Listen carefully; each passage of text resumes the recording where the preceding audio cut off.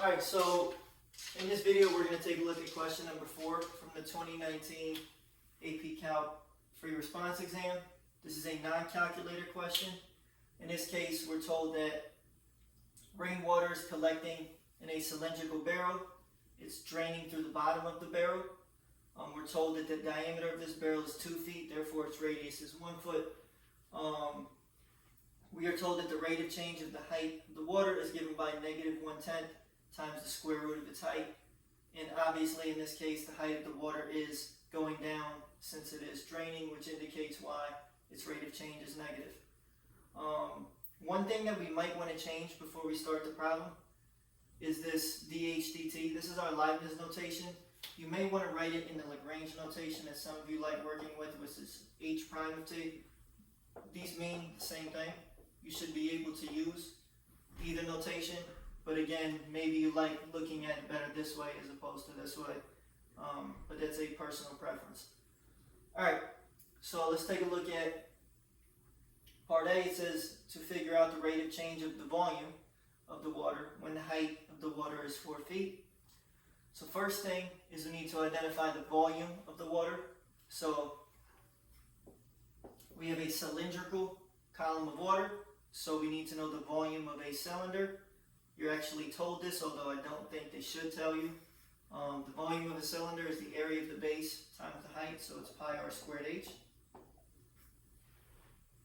So once we get this equation, we need to think for a moment which variables are changing with respect to time and which are constant. The volume of the water is decreasing, so this is changing. The radius of the water is not changing as the water drains out of the barrel. However, the height of the water is changing. So the radius is a constant, and the value for the radius is 1, but these two variables we are treating as changing with respect to time, based on what we are told in the problem. So this would be v of t equals pi times 1 squared times h of t. And what that also means is whenever you see this h, you may want to put an h of t. You don't have to, but you can up here. It's not going to really make that much of a difference for part A, but we'll see going forward it might. Alright, so when we simplify this, we get v of t equals pi times h of t. So now we're asked about the rate of change of the volume. That means we need to do the derivative. So we get v prime of t equals pi times h prime of t. We should be able to differentiate this pretty easily. And now we have an expression up here for h prime of t. So we are going to substitute that into what we have. So this tells us that v prime of t is equal to pi times -1/10 square root h of t. And now if we want to figure out the rate of change of the volume when the height is 4, we're just going to plug in 4 for the height.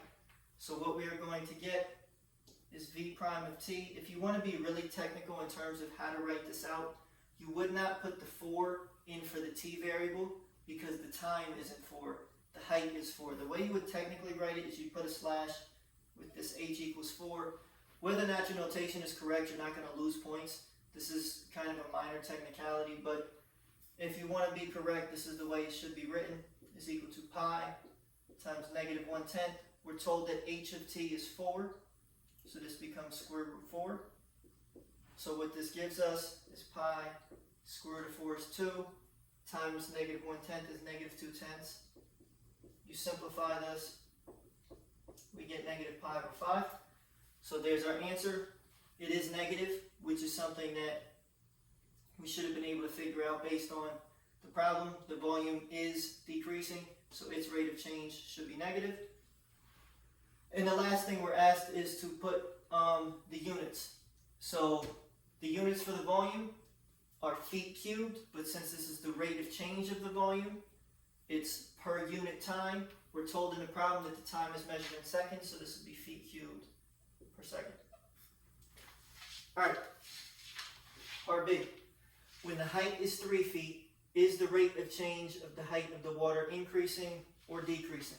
It's a lot to digest here. The rate of change of the height of the water is this h prime of t.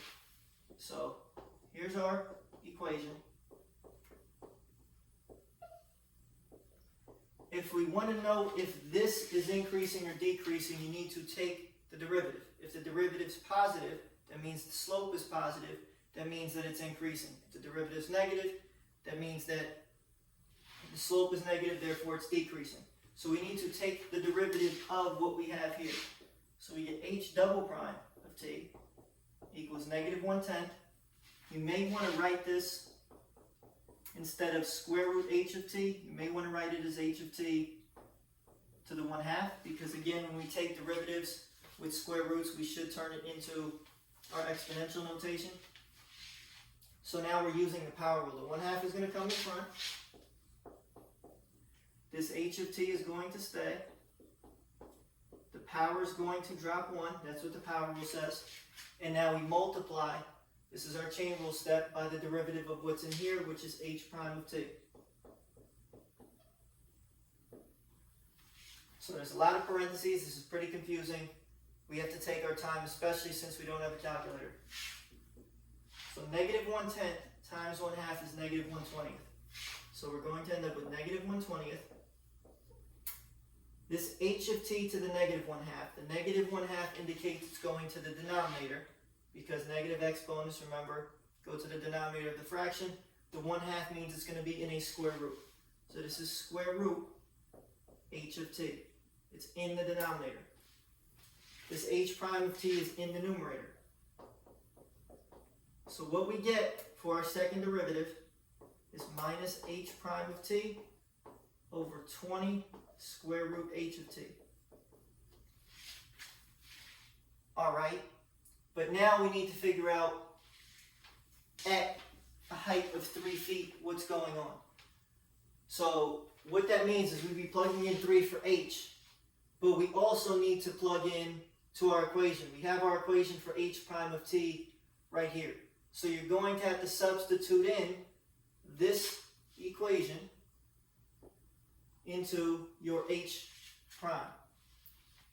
So what we end up with, because you don't want to give your second derivative in terms of the first derivative. We talked about this when we did our implicit differentiation, and when we went and did the second derivative, we had to replace the first derivative in terms of our original variables. It's the same idea here. So we are replacing this h prime of t with what it is equal to in terms of h. So hopefully we kind of recall doing this at some point. So we end up getting, in the numerator, there's still a negative sign. In place of the h prime, here's what h prime of t is equal to. So negative 1/10 square root h of t. This is divided by 20 square root h of t. So we're going to do some simplification here. The h of t's are actually going to cancel out. So it's completely irrelevant whether the height is 3, whether the height is 50, whether the height is 5. It actually completely cancels out that variable. So these cancel. You're going to end up with a positive 1/10 over 20. 1/10 over 20 means that we are multiplying by the reciprocal of 20. So this is 1/10 times 1/20. Hopefully we know how to do compound fractions at this point, which gives us 1 over 200. So the second derivative is just a constant function. It's just 1 over 200. That's what we just showed. So the point of doing the second derivative was to determine whether it was positive or negative, because that would tell us whether or not our first derivative was increasing or decreasing. Since this is positive, it's greater than 0. That tells us that the rate of change of the height of the water, or our h prime, is increasing. So this was a lot to digest. That's part B. Alright, last part, which is part C. I believe that they told us at time t equals 0, that the height was 5 feet, and we were asked to use separation of variables to find our equation for h of t. So anytime you see separation of variables, we should be thinking this is our differential equations. So when we choose which format of the h prime of t we're going to use, when we're doing differential equations, we're doing integrals, we would want our differential terms to be here. So now we're going to use the Leibniz notation form instead of the Lagrange notation that we've been using for the derivative of h. So what we have is dh dt is equal to negative 1/10 square root of h. You can put h or h of t. It doesn't make a difference. Normally you don't put h of t, but it's not the end of the world if you leave it. So the idea here is we want to separate the variables. We need the h's on one side and everything that doesn't have an h on the other side. So which means we need to bring this square root term over here, and we need to bring this dt over here. So we're going to divide the square root, we're going to multiply the dt. I'm assuming we can do this in one step. So we get dh over square root h of t. Remember, we are taking the integral here, is equal to the integral of, we divided this term so it's no longer over here, but we multiplied the dt. And now before we can do anything further, we need this h to be in a numerator. So first thing is, since it's a square root, it's really h of t to the 1/2. If you want to bring it to the numerator, it needs to be to the negative 1/2. So that was a horrible arrow. So that means that we get, and again, it's strange to put h of t, so I'm actually just going to not put the t. You should just implicitly understand that h is a function of time and to put it back at the end, because I think it's going to confuse you if you see a bunch of t's here in the integral. So we're just going to pretend that the t is not there, although there's nothing wrong with it being there, and just putting it in at the end. So this is h to the negative 1/2, because first the square root is to the 1/2 power, but it's in the denominator. So in order to bring it to the numerator, you need to negate the exponent. We didn't do the antiderivative yet. All we did was some algebra to rearrange what we had on the left-hand side of the equation. This is equal to integral negative 1/10 dt. This implies that we have, so we're going to take the antiderivative on both sides. You add 1 to negative 1/2, that's a positive 1/2. You divide by the new exponent, which is 1/2. When you divide by 1/2, you get 2. So you're going to get 2h to the 1/2 equals, antiderivative of a constant is the constant times whatever variable we are integrating with respect to. So this is negative 1/10 t. Don't forget our constant of integration, plus c. So at this point, we might want to put the h back into the square root. So we end up with 2 square root h equals negative 1/10 t plus c. At this point, we can now use our initial condition to solve for our c value. We know that t is 0 and h is 5. So what that tells us is that we are going to get 2 square root of 5, because again, we're trying to solve for c, equals negative 1/10 times 0. And to do this, we're using the condition they told us, plus c, which implies, that's another horrible arrow, but I'm getting to the bottom of the board, so it's difficult to write, that we get 2 square root 5 equals c, because this is a 0. Alright, we're almost done. I might go over here and erase a little bit. I'm going to finish the problem. We have about 2 things left, and then we're done. So what that tells us, we're going to now replace this. So we were at the point that we had 2 square root h equals negative 1/10 t plus c. Our c we just figured out was 2 square root 5. The last step is going to be just to isolate and solve for our h variable. To do that, you're just going to divide everything by 2. So we have square root h equals, if you divide 1/10 by 2, you get 1/20. If you divide 2 square root 5 by 2, you're just left with square root 5.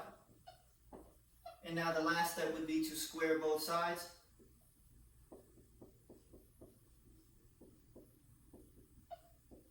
Do not individually square the terms. This is a huge mistake that we make, is we think, oh, when you square both sides, that means you put a t squared here, and you just put a square root 5 squared. No, that's not how it works.